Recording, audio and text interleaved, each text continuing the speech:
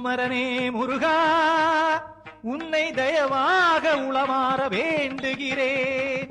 சரவண ஞான குருபரனே கந்தா கடம்பா கண்டி கதிர் காம வேலனே வாரா.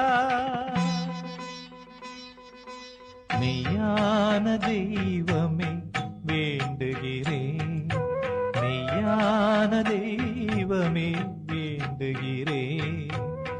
எந்த நெஞ்சம் தானே உந்தன் திருக்கோவில் வந்து அருள் செய்வாய் முருகா.